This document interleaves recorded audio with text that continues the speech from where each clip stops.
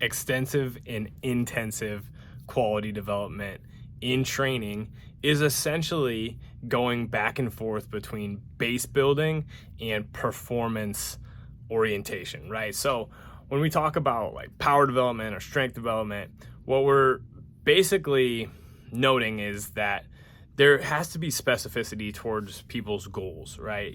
If somebody wants to squat heavier, deadlift more, bench press more, sprint faster, run further, we have to actually push into those specific tasks that they want to do.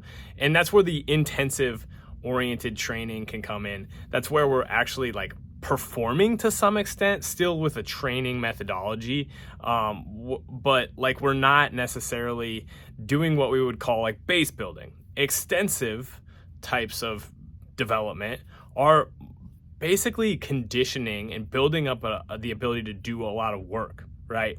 And in the beginning and throughout training, I think both of these things are happening to some degree based on goals.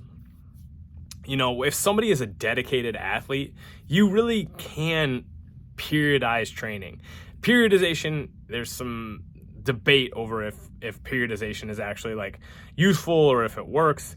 And I think it's less about if it works as much as it is about if you organize training in such a way that the athlete is bought in, and it just accommodates for the fact that for a lot of athletic populations, is going to be a season and an off season, and organizing life around those things makes sense for those people.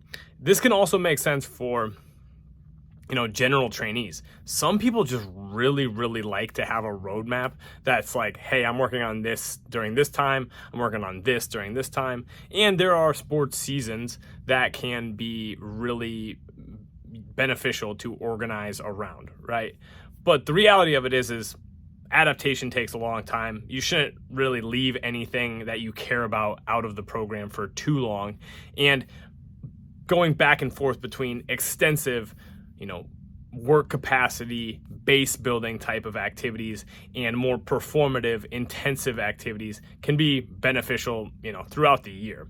So when you're trying to think about organizing your training and, you know, what's intensive versus what's extensive, is at some point, the stuff that was once intensive, meaning it was pushing the threshold, hopefully has become more extensive. You know, if somebody 1 rep max is 315 on a squat, at one phase in their career, that's an intensive property for them.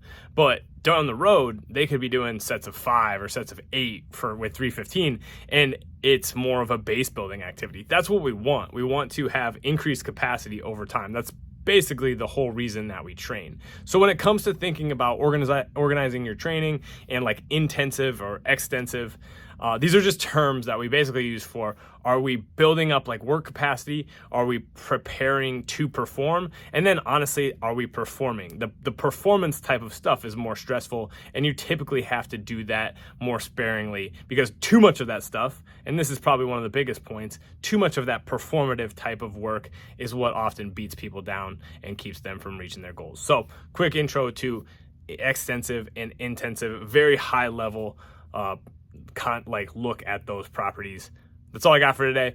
Think about this, look at your own training. Are you trying to be too intensive? Are you only being extensive? And let's see if you can meld those things together. So thanks for being here. Peace.